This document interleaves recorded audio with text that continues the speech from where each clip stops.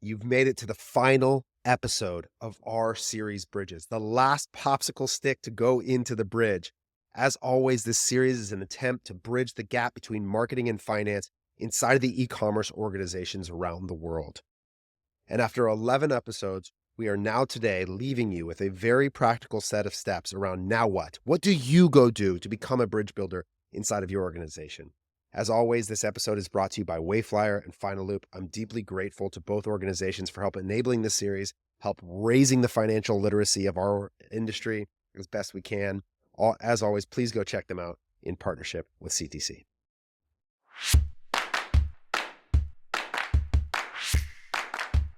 All right, up till this point, you have consumed 11 different episodes. And if you haven't yet, what are you doing? Get out of here. Go watch these 11 episodes first before you do anything else, because we've covered so much ground together.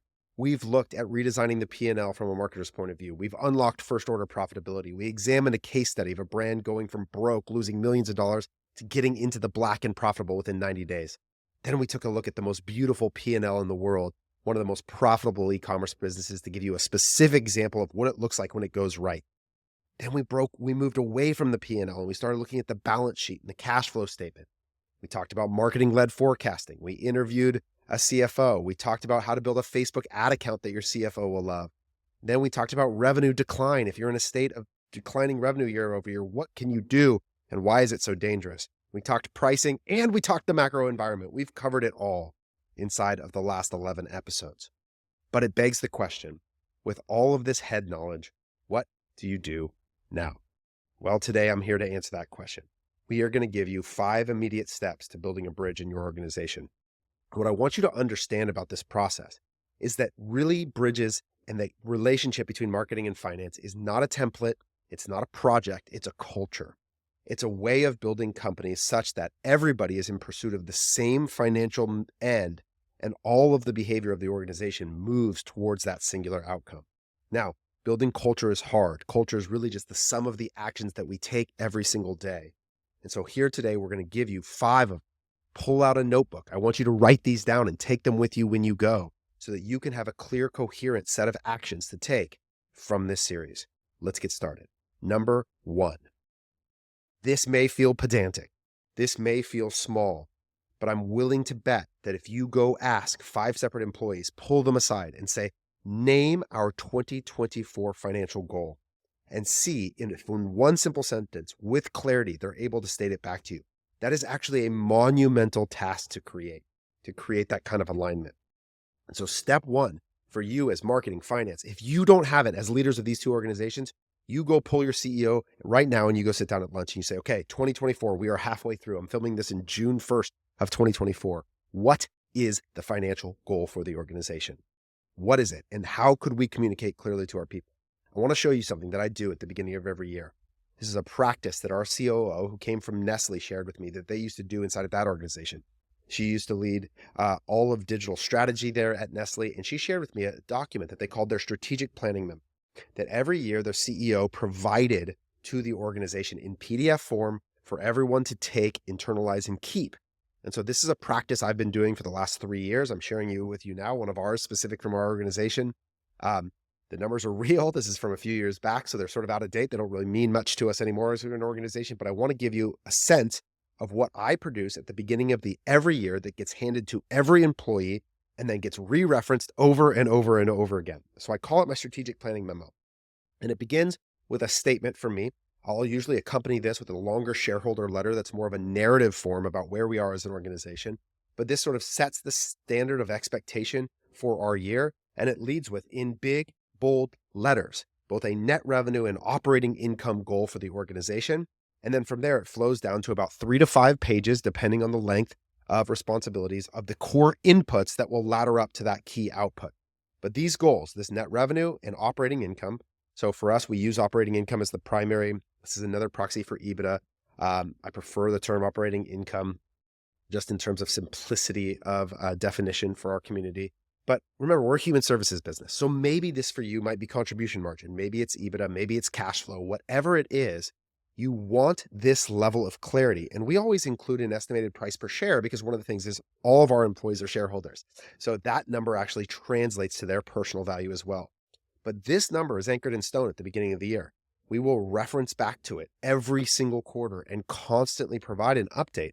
But this is a milestone. This marker, this object, this PDF document is a standard that holds us all to account for the thing we set out and said we were going to do. And it gives our people a confidence in this level of planning that we've done to get there. Now, I get it. We're not dealing with January, but mid-year, you have an opportunity to stop and give your people an opportunity to reflect and give them clarity on where you are headed.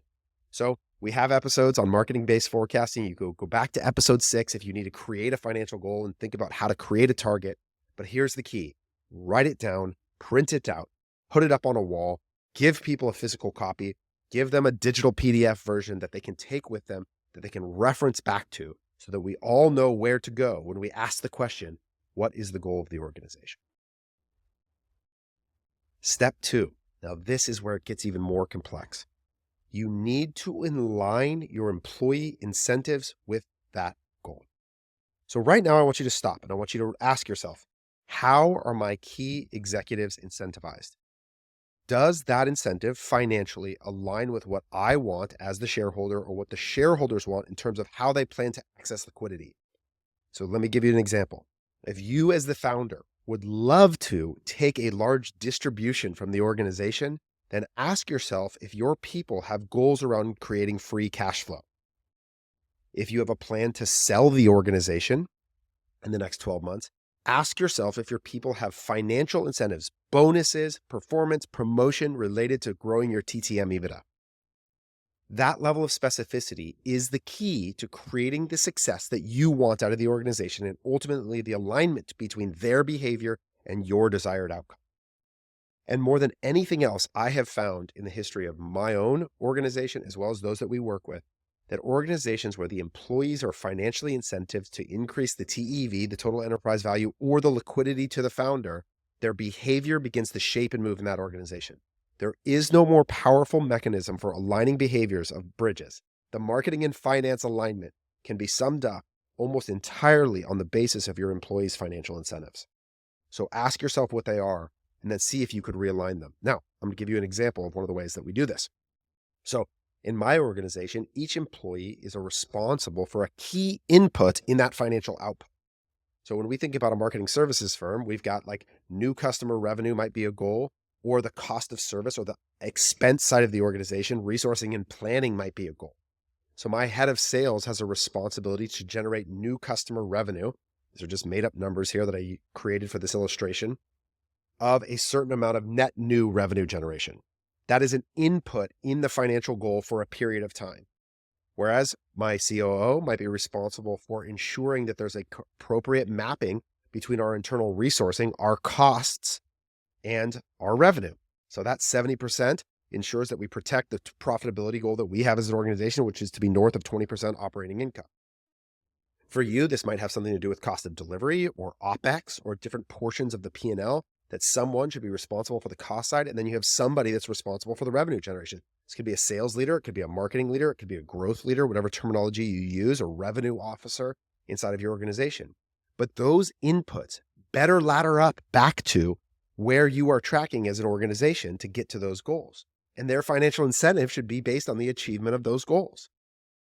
They should be clear on it. And we use a software called Bob, which is just an HR software where we can track goals. And every week, every leader in the organization has a responsibility to meet with their direct reports and provide an update. They literally have to provide a status update against progress towards that expectation, inclusive of understanding how that affects each individual financially towards their bonus, incentive, or opportunity. So everybody moving towards the financial goal in alignment with their own personal incentive. And here's how we've gone even further in this. And this is a rarity at CTC, but I genuinely believe that the only way to create the deepest alignment across shareholder value is for your people to be shareholders too. So we have gone through an ESOP at CTC where 20% of our company is owned by the employees. And then on top of that, we have about 8 employees that have actually written checks towards ownership in Common Thread Collective. So we all have a deep, mutually aligned incentive around driving shareholder value. And it has been the most transformative thing I think I could have created ever to create alignment or a bridge between myself as an owner of the company and then my peers. It turns out that the best way to do it is to just move to the same island, is to eliminate the gap or chasm that that exists between the incentives of the people. So, number 2, in terms of steps you should take, is to examine the incentives of your people. And this goes all the way down. You can take the same cascading principle of outputs and inputs and drive it all the way down to individual contributors on the design level and that Facebook ad account level, managing email and SMS. Every one of their goals should be a clear input formulaically that could generate a larger input and ultimately the financial output of the organization. That should be the incentive all the way through the org. Step 3, build a daily and monthly view into that metric that everyone can see. Okay, so whatever the financial goal of the organization is, every day, everybody should have visibility to present progress against that expectation. Now, you obviously have to chunk this down. If you have an annual and EBITDA goal, that needs to turn into a quarterly goal. That needs to turn into a monthly goal that ultimately should break down all the way to a daily expectation of that core financial metric. And then your job is to build the data and systems such that every person in the organization knows where you stand at all times relative to that. That is the inspiration and heart behind our core data platform, Statless, where we believe that contribution margin should be the primary unifying metric, financial measure between marketing and finance to get people where they want to go. And we want you to be able to see every single day your progress towards expectation. We want to plan, forecast, imagine every single day what that goal is so that we can see when we are on or off course and course correct quickly. There is nothing more powerful for your organization than for everybody to stare in the mirror every day against the progress towards the goal that you have. Now, this can be complicated. This is going to force you into great data hygiene, clarity of costs, understanding of expectation. Just that process of building a daily financial plan, inclusive of total cost of delivery, overall net revenue, and the relationship between those two towards an expectation that covers your existing OpEx and produces that operating income will elevate the organization collectively. Because to get these numbers right is hard. It requires you to go and tie up all the loose ends related to your overall cost of delivery, to get your margin exactly right, to know how much your shipping expenses are, to get clarity on your payroll, to understand the variable expense of your agency fees, on and on and on. But this view, this center point, what you look at, what you measure matters, what you measure you can change. And if this number relates back to the overall financial expectation, you can improve it and it will grow. Turn red things green becomes a cultural behavior that people, as soon as this red, it should irk you. When I wake up in the morning, I like to say that my circadian rhythm is less important than my sleep, is my business's performance to expectation. Because when it is off, when it is red, and we have these same systems on the agency side, it begins to trigger in me a need for action to go reconcile the delta, to find where we are off course and course correct. This is a powerful resource in your organization. And then number 4, you are going to have to communicate progress against the financial goal over and over and over and over and over and over. No, that wasn't a loop. I mean it that many times until you feel that you are insane for how many times you've said it. You couldn't imagine saying it again. You haven't said it enough. Until it is monotonous and boring to you and redundant to you, I promise your people don't have clarity yet. So that memo that you create when you write it, whether you write it the first half of this year or you use this as a process to plan for next year, that memo is something that you must read and reference over and over again. We do this in the form of 2 different rhythms. One, we have a quarterly shareholder town hall where we pull back up the memo and we reference exactly where we're at in progress relative to that expectation. Every single quarter, we say, this is what we said we were going to do. This is where we're at relative to that. Here's what each leader is accountable for. Here's how they individually are doing it in their department. So we move from the collective organization, the promise that we made at the start, our progress against it, and then we break down all the inputs in each progress against it. And we do that every single quarter. We pull back up the memo, we make reference to the numbers again. We pull back up the memo and we make reference to it again. And then every Monday, we have what we call our shareholder weekly meetings. Everybody comes to a meeting. We pull up what we call the ops dashboard, which guess what it is? If for our agency, it's our progress towards expectation every single day, not on a quarterly view, not on an annual view, but on a daily view.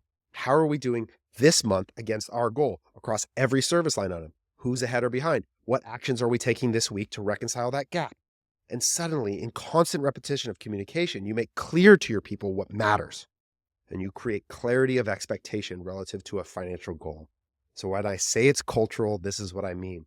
You begin to illustrate to everyone why they are there, how we measure success, what it means to win the game, and you reinforce it over and over and over again.